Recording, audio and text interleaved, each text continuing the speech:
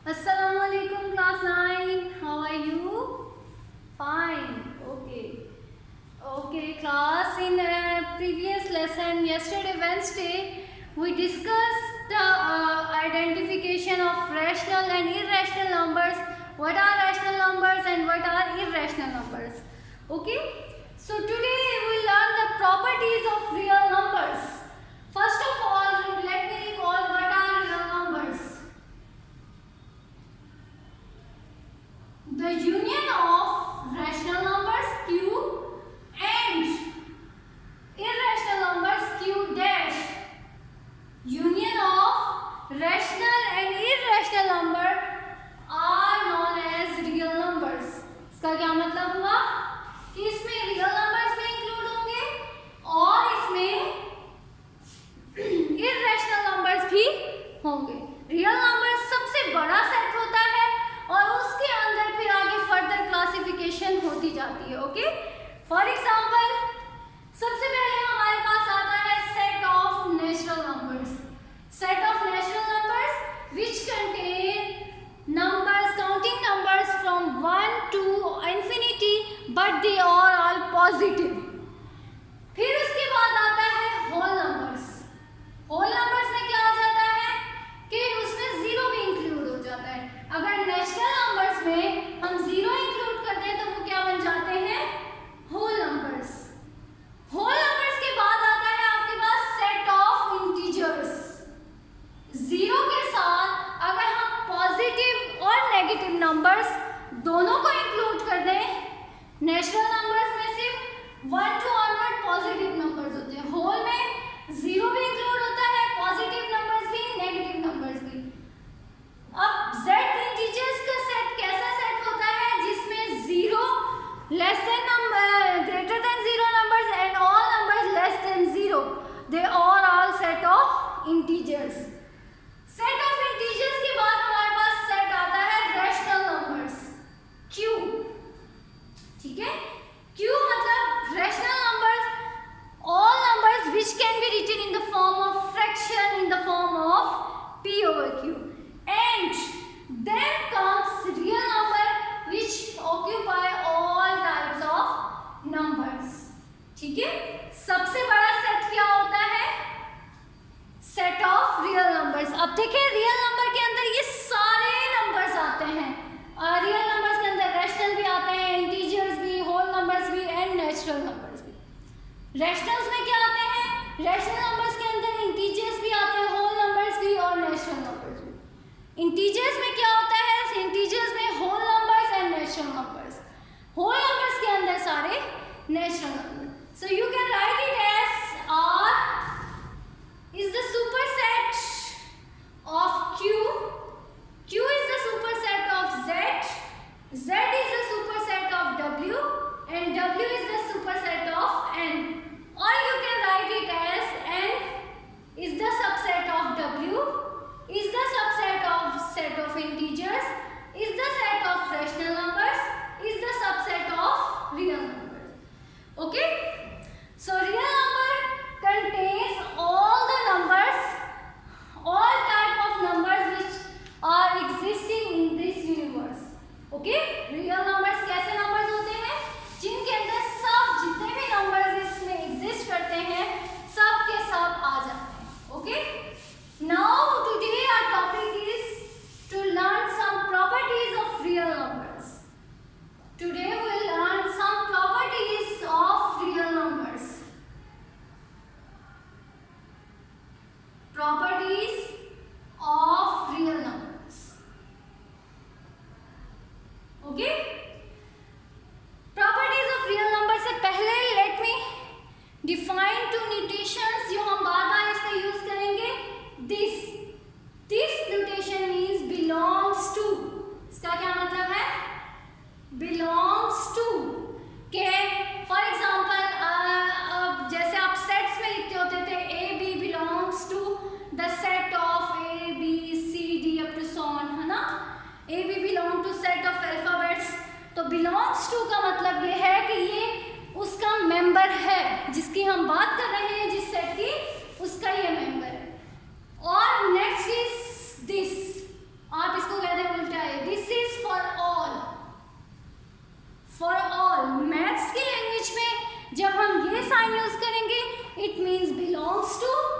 and this is for all. Okay. Okay. First property यहाँ दरमियान में लाइन लगा रही हूँ, यहाँ properties with respect to addition and here we will discuss properties with respect to multiplication. Okay, mostly properties जो है वो सेम ही होंगी. साइड बाय साइड हम दोनों प्रॉपर्टीज को एक साथ डिस्कस करेंगे. एडिशन में सबसे पहले आता है closure property. Closure property. What is closure property? Closure property ये है with respect to addition कि आप कोई से दो नंबर्स को ऐड करें तो उनका आंसर भी उसी सेट में से आए. फॉर एग्जांपल अगर आप ले रहे हैं 2 + 3 where 2 and 3 are any real numbers, तो जो इनका आंसर है वो भी क्या आना चाहिए? Real numbers. ऐसा हो सकता है 2 और 3 को ऐड करें और आपका आंसर XYZ आ जाए? नो. जब आप 2 और 3 को कोई रियल नंबर्स को ऐड करेंगे तो उनका आंसर भी हमेशा रियल नंबर ही आएगा. ओके, तो क्लोजर प्रॉपर्टी क्या है? क्लोजर प्रॉपर्टी हम उसको कहते हैं कि जब हम कोई से दो नंबर्स लें, उनको ऐड करें तो उसका आंसर भी उसी सेट में आना चाहिए. अब यहाँ हमने रियल नंबर्स में से लिए हैं तो इनका आंसर भी किस में आना चाहिए? रियल नंबर्स में ही आना चाहिए.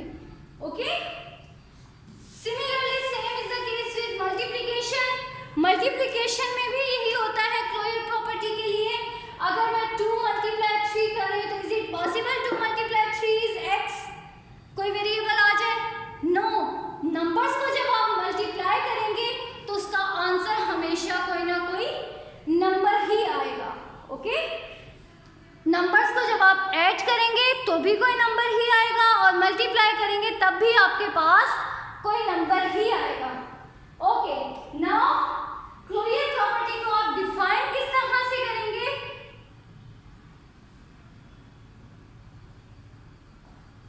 A + B belongs to R for all AB belongs to R. कि अगर आप दो नंबर्स लें फॉर ऑल ए बी का मतलब ये है कि रियल नंबर्स में से कोई से भी दो नंबर ले लें. ओके, इससे पहले अगर आप ये भी लिखना चाहें तो यू कैन राइट इफ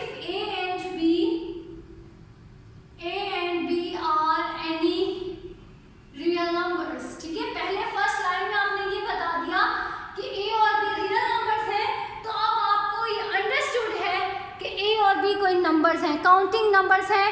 1 2 सम कुछ भी आप नंबर्स लिख लें, लेकिन A और B क्या है? कोई नंबर्स हैं. अगर A भी नंबर्स हैं तो उनका सम भी क्या होगा? कोई नंबर ही आएगा. अगर A B belongs to real number then A + B is also belongs to real number. Example मैंने अभी समझाई है कि अगर आप 2 and 3 belongs to real number, ये वाली बात, then 2 + 3 = 5 is also belongs to real number. ठीक है, कि अगर आपके पास दो नंबर्स हैं जो आपने रियल नंबर में से लिए हैं तो उनका जो सम है वो भी कोई रियल नंबर ही आएगा. Okay, similarly if you have A B belongs to R, इसको आप लिखेंगे if A B belongs to R for all A B belongs to R. कि अगर आपने कोई से दो नंबर लिए हैं 2 and 3 belongs to R, then their product A B का मतलब क्या है कि ये दोनों मल्टीप्लाई हो रहे हैं. Then their product 2 × 3 also belongs to R.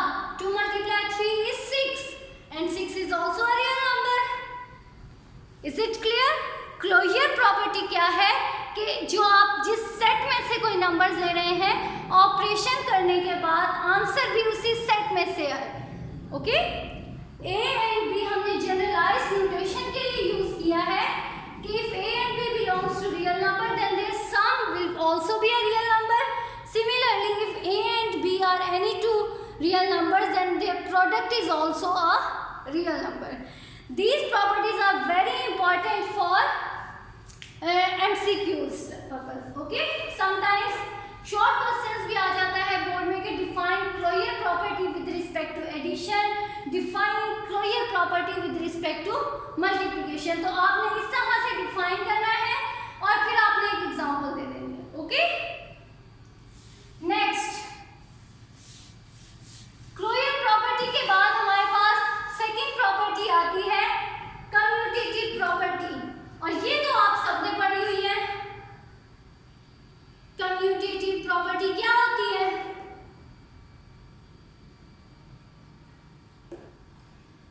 If A and B are any two numbers, if A and B are any two numbers, then A plus B is equal to B plus A. क्या हुआ इसका मतलब? 2 plus 3 is equal to 3 plus 2. दोनों का answer same ही आएगा ना? अगर हमारे पास 2 plus 3 5 हो रहा है तो 3 plus 2 भी क्या होता है? 5. So this is the commutative property that if A plus B is equal to B plus A for all A B belongs to real number. ठीक है, ये आपने बताना नहीं भूलना कि A B आपके पास क्या है, ठीक है। चाहे आपने यहाँ लिख भी दिया है स्टार्ट में कि if A and B are any real number, फिर भी जब आप ये प्रॉपर्टी लिखेंगे तो इसके साथ आपने जरूर मेंशन करना है, okay. This is the commutative property कि A प्लस B किसके इक्वल होता है? B प्लस A के। आप दो नंबर्स को ऐड करें, फिर उनकी अरेंजमेंट चेंज करके ऐड करें तो भी आंसर सेम ही आता है। Same is the case for multiplication. AB is equal to BA. For example 2 multiply 3 क्या आता है? 6. 3 multiply 2 भी क्या आता है? 6. सो कम्यूटेटिव प्रॉपर्टी में क्या है? Addition and subtraction are also commutative. क्या है कि अगर आप दो नंबर्स को मल्टीप्लाई करें फिर उनकी अरेंजमेंट चेंज करके मल्टीप्लाई करें तो भी आंसर सेम ही आता है, ओके। यहाँ आपने साथ क्या लिख लेना है? For all A B belongs to real number. This is the property and these are examples. ठीक है, इसी तरह ये प्रॉपर्टी है और ये एग्जाम्पल्स है। अगर क्वेश्चन आ जाए define commutative property with respect to addition तो आप ये लिखेंगे। अगर क्वेश्चन आ जाए define commutative property with respect to multiplication तो आप ये लिखेंगे, ओके। समटाइम्स क्वेश्चन इस तरह से भी आ जाता है if AB is equal to BA then AB belongs to real number, AB belongs to set of integers, AB belongs to natural numbers and AB belongs to rational numbers. So what will be the correct option? AB belongs to real numbers. Okay? इस type की जो है MCQs आते हैं आपके। Next property is also very easy और ये भी आप लोगों ने पढ़ी हुई है, एसोसिएटिव प्रॉपर्टी। एसोसिएटिव प्रॉपर्टी में कितने आपके पास नंबर्स होते हैं? 3। एसोसिएटिव प्रॉपर्टी, ठीक है। अब आप लिखेंगे if A B and C are any real numbers, A B and C are any real numbers, तो एसोसिएटिव प्रॉपर्टी अप्लाई करेंगे तो उनका आंसर क्या आएगा? सेम आएगा, okay. For example A plus B plus C is equal to A plus B plus C। अगर आपके पास है 2 plus 3 plus 4 is equal to 2 plus 3 plus 4। A आपके पास 2 है, B 3 है और C आपके पास 4 है, तो ऐड करें तो जरा 2 plus 3 is 5 plus 4 which is equal to 9। Similarly यहाँ ऐड करें 2 plus 3 plus 4 is 7 which is also equal to 9। तो एसोसिएटिव प्रॉपर्टी क्या है कि आप पहले दो नंबर्स को ऐड करें फिर उसका सम तीसरे के साथ लें, या फिर पहले एक को छोड़ के आखिरी दो को ऐड कर लें और उसका सम थर्ड वन के साथ ले लें, तो then your answer will also be same. This is the associative property with respect to addition. यहाँ आपने साथ लिख देना है for all A B C belongs to real numbers. Okay, यहाँ आप लिखें मल्टीप्लिकेशन के लिए a into B C is equal to A B into C. के कोई से दो नंबर्स को पहले मल्टीप्लाई कर ले और उसका थर्ड के साथ मल्टीप्लाई करें तो आंसर आपका सेम ही आता है। For example a is 2, b is 3 and c is 4। यहाँ a is 2, b is 3 multiply c is 4।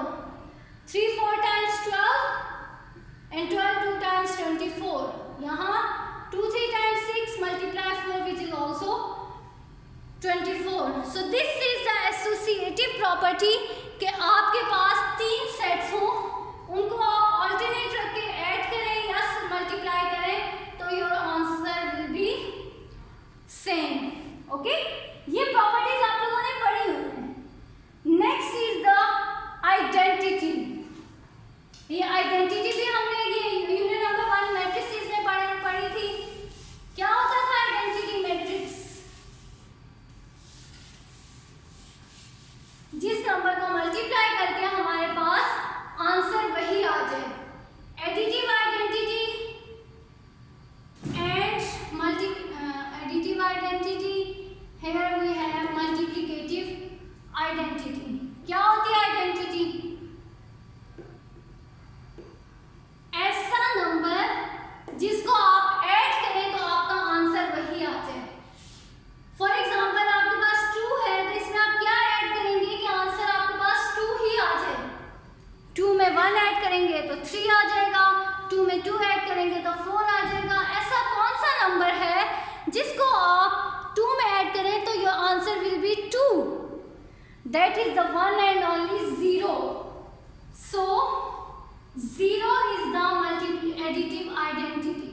Okay, this is very important MCQ कि which is the additive identity. 0 is the additive identity. क्या है? 0 is the additive identity. इसको लिखेंगे कैसे? There exists a unique number, real number 0 such that a plus 0 is equal to 0 plus, यहाँ a भी लिख दें 0 plus a। मतलब a को फर्स्ट में ऐड करें, 0 को पहले ऐड करें बाद में ऐड करें, आंसर आपके पास वही आएगा।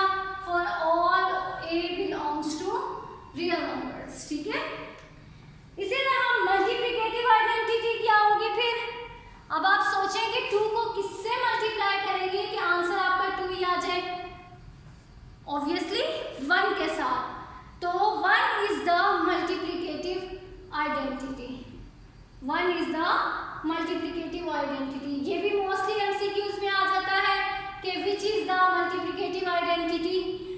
तो आइडेंटिटी का मतलब ये होता है कि आपके पास ऐसा नंबर है जिसको आप ऐड करें तो सेम नंबर आ जाए।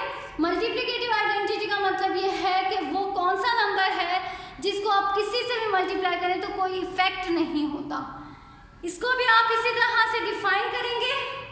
There exist a unique real number 1 such that a multiply 1 is equal to a also is equal to 1 multiplied by a। Okay, next is the additive inverse। Additive inverse and multiplicative inverse। What is the additive inverse and what is the multiplicative inverse? अब ये इस identity के opposite है। ठीक है, identity क्या थी? 0। Inverse में क्या है कि आपने ऐसा नंबर ढूंढना है 2 में